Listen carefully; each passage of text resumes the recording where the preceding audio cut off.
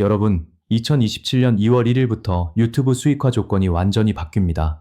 최근 365일 시청시간 4,000시간에서 8,000시간으로 정확히 2배가 뛰었고, 쇼츠 역시 90일 2천만 회라는 새로운 벽이 생겼습니다. 지금 유튜브에는 이 변경된 조건을 단순 요약하거나 크리에이터 진입이 어려워졌다고 한탄하는 영상들이 쏟아져 나오고 있습니다. 하지만 저는 묻고 싶습니다. 정말 이게 단순한 플랫폼 규정 강화일까요? 왜 하필 지금일까요? 왜 롱폼과 쇼츠 조건을 동시에 그것도 나란히 2배씩 올렸을까요? 왜 하필 2027년 2월 1일이어야만 했을까요? 남들이 겉으로 드러난 숫자에만 매달릴 때 저는 이 타이밍 뒤에 뭔가 훨씬 더 큰 흐름이 숨어 있다는 확신이 들었습니다. 지금부터 그 누구도 말해주지 않았던 유튜브 수익화 조건 변경 뒤에 숨겨진 진짜 이유를 끝까지 파헤쳐 보겠습니다. 유튜브 파트너 프로그램, 그러니까 유튜브로 돈을 버는 그 제도가 언제 시작됐는지 아십니까? 2007년입니다. 지금으로부터 20년 전입니다. 그때는 지금과 완전히 달랐습니다. 애드센스 계정 하나 연결하고 광고 정책만 지키면 웬만하면 다 승인이 났습니다. 복잡한 구독자 조건도 시청 시간 조건도 사실상 없었습니다. 그 시절 유튜브가 내걸었던 약속은 하나였습니다. 당신의 방구석에서 찍은 영상도 재능만 있으면 돈이 됩니다. 실제로 그랬습니다. 특별한 장비도 큰 자본도 없이 카메라 하나로 시작해서 삶이 바뀐 사람들이 나왔습니다. 그게 유튜브라는 플랫폼이 만들어낸 신화였습니다. 누구나 도전할 수 있다는 신화요. 그런데 그 신화, 지금도 유효합니까? 첫 번째 균열은 이미 오래전에 시작됐습니다. 2017년 광고주들이 줄줄이 유튜브 광고를 빼기 시작했습니다. 부적절한 영상 옆에 자기네 브랜드 광고가 붙는 걸 보고 등을 돌린 겁니다. 이른바 애드포칼립스라고 불렸던 사건입니다. 유튜브는 다급했습니다. 그해 4월 처음으로 문턱을 세웁니다. 채널 전체 조회수 10,000회. 이걸 넘어야 수익화가 가능하다는 조건이었습니다. 그리고 채 1년도 안 된 2018년 1월, 조건은 한 번 더 강화됩니다. 구독자 1,000명, 그리고 최근 12달 시청시간 4,000시간. 이게 바로 여러분이 지금까지 알고 있던 그 4,000시간의 시작입니다. 그때도 유튜브는 똑같은 말을 했습니다. 질 낮은 컨텐츠를 걸러내기 위해서다. 광고주를 안심시키기 위한 조치라고 했습니다. 기억하십니까? 그리고 지금 2027년 유튜브는 또 한 번 문턱을 올리면서 똑같은 문장을 반복하고 있습니다. 저품질 컨텐츠와 스팸성 양산형 영상을 걸러내기 위해서다. 9년 만에 두 번째입니다. 그것도 이번엔 조건을 아예 2배로 띄웁니다. 같은 말, 두 번째 반복. 이쯤 되면 이게 정말 컨텐츠 품질 문제일까요? 아니면 다른 이유가 있는 걸까요? 그 표면적 이유부터 하나씩 뜯어보겠습니다. 유튜브는 이번 변경의 이유를 이렇게 설명합니다. 저품질 컨텐츠와 스팸성 양산형 영상을 걸러내기 위해서다. 정말 그게 전부일까요? 지금 이 순간에도 하루에 수백만 개의 영상이 유튜브에 업로드됩니다. 그중 상당수는 이미 사람 손을 거의 거치지 않은 AI가 자동으로 찍어낸 영상입니다. 대본도 AI, 목소리도 AI, 자막도 AI, 편집도 AI, 심지어 썸네일까지 AI가 만듭니다. 사람은 그저 생성 버튼만 눌렀을 뿐입니다. 이런 영상이 하루에 수백만 개씩 쏟아지는 상황에서 시청시간 조건 하나를 2배로 올린다고 스팸이 줄어들 거라고 진짜로 믿는 사람이 있을까요? 유튜브는 이미 세계 최고 수준의 AI 탐지 기술을 갖고 있습니다. 저품질 컨텐츠, 반복 재탕 영상, 자동 생성 스팸을 걸러내고 싶다면 알고리즘으로 얼마든지 걸러낼 수 있습니다. 실제로 지금도 그렇게 하고 있고요. 그런데 왜 하필 시청시간과 조회수라는 크리에이터가 플랫폼에 얼마나 오래 머무르고 얼마나 많은 컨텐츠를 쏟아내는지를 측정하는 지표를 기준으로 삼았을까요? 품질을 보려면 컨텐츠의 완성도, 정보의 정확성, 시청자 만족도를 봐야 합니다. 그런데 이 조건들은 전부 양과 체류 시간에 관한 숫자입니다. 질이 아니라 양을 재는 잣대입니다. 이건 스팸 방지가 아닙니다. 이건 설계입니다. 한번 냉정하게 따져보십시오. 진짜로 스팸을 걸러내려면 조건을 어렵게 만들 게 아니라 컨텐츠 하나하나를 검수하는 쪽으로 가야 정상입니다. 그런데 유튜브가 택한 방식은 정반대입니다. 검수가 아니라 허들입니다. 허들을 높이면 저품질 컨텐츠도 걸러지겠지만 그와 동시에 이제 막 시작한 진짜 좋은 컨텐츠, 아직 다듬어지지 않았을 뿐인 좋은 아이디어도 똑같이 걸러집니다. 옥석을 가리는 게 아니라 그냥 진입 자체를 틀어막는 겁니다.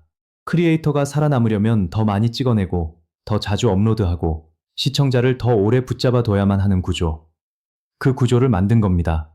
자, 질문을 바꿔보겠습니다. 유튜브가 이 장벽을 2배로 높였을 때 진짜로 웃는 사람은 누구입니까? 크리에이터입니까? 아닙니다. 더 많이, 더 오래, 더 자주 영상을 만들어야 하는 압박을 받은 크리에이터들은 결국 한 곳으로 향합니다. 고사양 장비, 그리고 AI 편집 생성 툴입니다. 지금 전 세계 반도체 시장에서 무슨 일이 벌어지고 있는지 아십니까? 2026년 한 해 동안 D램 가격이 최대 89% 폭등했습니다. 게이밍용 PC를 맞추려던 일반 소비자들까지 직격탄을 맞았습니다. HBM, 그러니까 AI 서버용 고대역폭 메모리 가격은 2027년에 지금의 2배로 뛸 거라는 전망까지 나옵니다. 심지어 아직 2027년이 오지도 않았는데 그의 물량이 벌써 다 팔렸습니다. SK하이닉스는 이 메모리 부족 사태가 2030년까지도 안 끝날 수 있다고 공식적으로 경고했습니다. 전 세계 메모리 시장 규모는 2027년에 2천조 원을 넘어설 거라는 전망까지 나옵니다. 여기까지 오셨다면 이미 눈치채셨을 겁니다. 이 숫자들이 그냥 흘러가는 반도체 뉴스가 아니라는 걸요. 잠깐 구독 버튼 하나만 눌러두시고 계속 가시죠. 왜 하필 이 타이밍에 이 모든 게 겹쳤는지 진짜 이유가 아직 남아 있습니다. 과거 그래픽카드 대란 기억나십니까? 암호화폐 채굴 붐 때 게이머들은 그래픽카드 하나를 사겠다고 새벽마다 줄을 섰습니다. 지금 벌어지는 일은 그때보다 규모가 훨씬 큽니다. 이번엔 채굴꾼이 아닙니다. 전 세계 데이터 센터, 그리고 그 데이터 센터를 따라가야 하는 수천만 명의 개인 창작자가 같은 줄에 서 있는 겁니다. 이게 우연입니까? 크리에이터가 유튜브의 요구를 맞추려고 AI 영상 편집 툴을 씁니다. 그 툴을 제대로 돌리려면 최소 24기가 VRAM급 그래픽카드가 필요합니다. RTX 4090 한 장이 중고로도 200만 원을 훌쩍 넘습니다. 그 GPU 안에는 엔비디아의 설계가 들어갑니다. 그리고 삼성전자와 SK하이닉스, 마이크론이 만드는 D램과 HBM도 들어가고요. 크리에이터 한 명 한 명의 컴퓨터 업그레이드는 작아 보이지만 이게 전 세계 수백만 명 단위로 동시에 일어나면 이야기가 달라집니다. 이건 반도체 기업 실적을 견인하는 절대 작지 않은 진짜 수요가 됩니다. 하지만 이게 과연 영상을 만드는 크리에이터들만의 이야기일까요? 구글이 트래픽 비용을 아끼기 위해 AV1 같은 차세대 압축 코덱을 대중화하고 4K 영상을 기본 표준으로 만들면 어떻게 됩니까? 영상을 만드는 사람만의 문제가 아닙니다. 영상을 그냥 보기만 하는 일반 시청자도 마찬가지입니다. 컴퓨터든 스마트폰이든 고성능 디코딩 칩을 탑재한 최신 기기로 바꿔야 합니다. 구형 컴퓨터로는 유튜브 영상조차 버벅거리며 끊기는 시대가 오기 때문입니다. 결국 유튜브의 규정 하나가 크리에이터를 넘어섭니다. 전 세계 가정과 직장의 PC, 스마트폰 교체 주기까지 강제로 당겨버리는 보이지 않는 손이 되는 거죠. 만드는 사람도 보는 사람도 전부 같은 컨베이어 벨트 위에 서 있는 셈입니다. 그리고 구글을 보십시오. 구글은 유튜브를 소유한 회사입니다. 동시에 자체 TPU를 설계하는 세계에서 손꼽히는 AI 반도체 기업이고요. 구글 클라우드라는 인프라를 임대해서 돈도 법니다. 크리에이터가 롱폼 영상을 편집하고 AI로 보정하고 렌더링하기 위해 구글 클라우드나 유사 AI 서비스를 씁니다. 구글은 그 임대료로 돈을 법니다.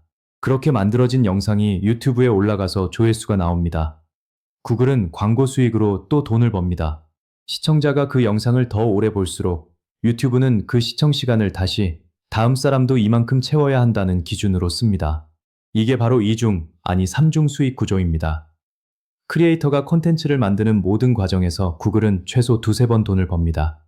정리하면 이렇습니다. 유튜브가 콘텐츠 생산 압박을 건다. 그러면 소비자와 창작자는 컴퓨터와 GPU를 산다. 엔비디아와 메모리 기업들은 칩을 판다. 그 칩은 다시 구글을 포함한 빅테크의 데이터 센터로 대량으로 들어간다. 그 데이터 센터는 더 정교한 AI 알고리즘을 돌려서 또 더 많은 콘텐츠를 요구할 명분을 만든다. 이 순환고리 안에서 정작 맨 처음 압박을 받았던 크리에이터는 이 이익의 삿을 어디에도 끼어있지 않습니다. 그저 지갑을 여는 역할만 반복할 뿐입니다. 어떤 분들은 이렇게 말씀하실 수도 있어요. 그건 너무 나간 해석 아니냐. 그냥 각자 필요해서 하는 소비 아니냐고요. 하지만 이 흐름을 개별 사건으로 하나씩 떼어놓고 보면 안 됩니다. 정책 변경 시점, 메모리 슈퍼사이클의 정점, 빅테크의 데이터 센터 투자 확대 시점이 전부 같은 시간대에 몰려 있습니다. 개별로는 우연이라도 이렇게 겹치면 그건 이미 구조입니다. 전 세계 빅테크 기업들이 AI 데이터 센터에 쏟아붓는 투자 규모는 매 분기 최고치를 경신하고 있습니다. 이 투자금이 결국 어디로 흘러갑니까?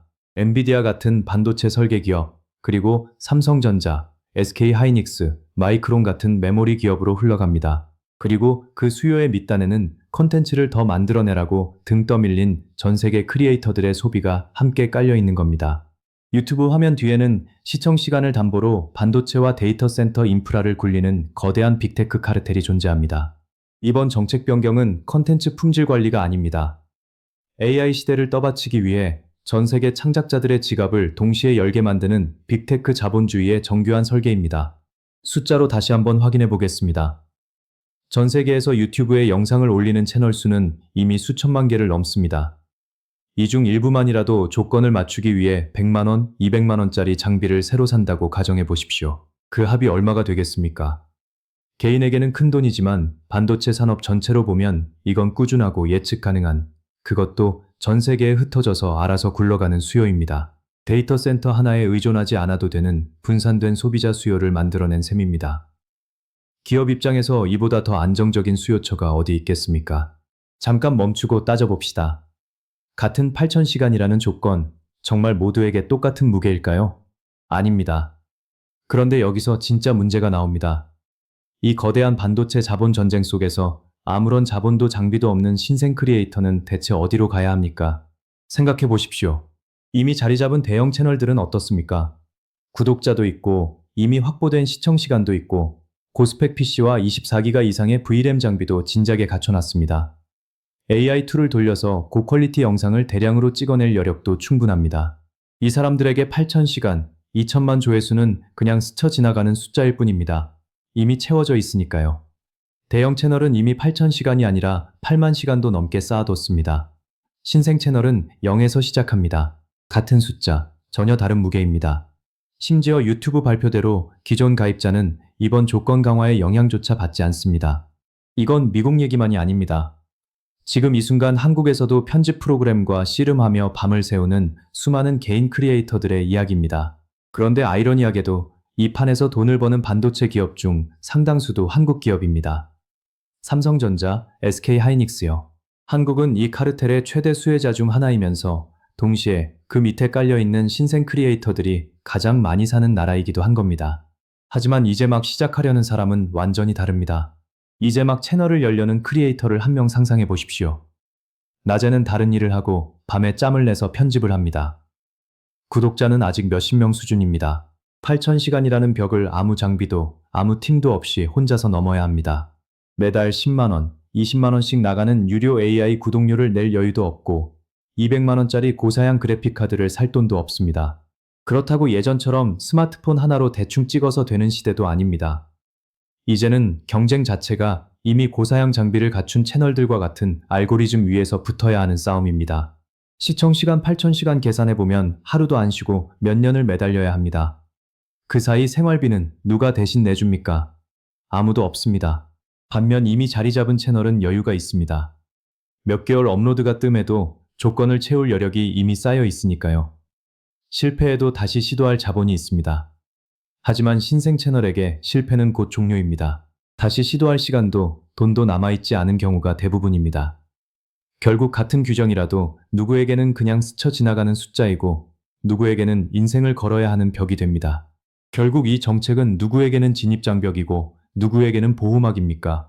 기존의 기득권 채널에게는 안전한 울타리를 쳐주고 이제 막 시작하려는 신생 채널에게는 사다리를 걷어차는 겁니다.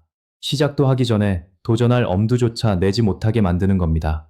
이게 공정한 경쟁입니까? 저는 아니라고 봅니다. 이건 자본과 장비를 가진 자만 계속 살아남는 처음부터 기울어진 운동장입니다. 지금 이 순간에도 수많은 사람들이 유튜브나 한번 해볼까 하다가 이 조건표를 보고 조용히 창을 닫습니다. 그렇게 시작조차 못한 컨텐츠, 세상에 나오지 못한 이야기가 대체 얼마나 될지 아무도 세지 않습니다. 플랫폼은 그 손실을 통계에 잡지 않으니까요. 사라진 도전은 숫자로 남지 않습니다. 그냥 조용히 없었던 일이 될 뿐입니다. 정리하겠습니다. 유튜브는 스팸 방지라는 명분을 내세웠지만 실제로는 크리에이터를 더 많은 콘텐츠 생산으로 밀어붙이는 구조를 만들었습니다. 2018년에 한번 그랬던 것처럼 2027년에도 똑같은 명분으로 문턱을 올렸습니다. 그 압박은 고스펙 장비와 AI 툴 수요로 이어지고 그 수요는 엔비디아와 메모리 반도체 기업들, 그리고 구글의 클라우드와 광고 수익으로 흘러들어갑니다. 그리고 그 판 위에서 자본도 장비도 없는 신생 크리에이터는 시작하기도 전에 밀려납니다. 이 그림을 한 문장으로 요약하면 이렇습니다.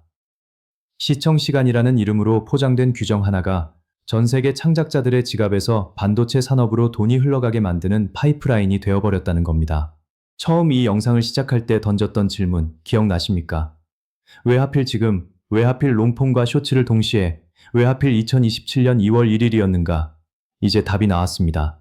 AI 데이터 센터 확장과 메모리 슈퍼사이클, 이 둘이 정점을 향해 가는 시점입니다. 바로 이때 전 세계 수천만 크리에이터의 장비 수요까지 함께 끌어올릴 필요가 있었던 겁니다. 타이밍은 우연이 아니라 계산이었습니다. 그렇다면 우리는 어떻게 해야 합니까? 매달 유료 AI 구독료를 갖다 바치면서 이 거대한 판 위에서 계속 사육당하는 소비자로 남아야 합니까? 아니면 이 판을 뒤엎을 나만의 무기를 가져야 합니까? 다음 영상에서 이 질문에 대한 답을 드리겠습니다. 매달 나가는 구독료 대신 24기가 VRAM급 나만의 로컬 AI 워크스테이션을 구축하는 방법. 자본도 구독자도 없는 신생 크리에이터가 이 거대한 장벽을 뚫을 수 있는 유일한 기술적 무기를 다음 편에서 전부 공개하겠습니다. 구독과 알림 설정 잊지 마십시오.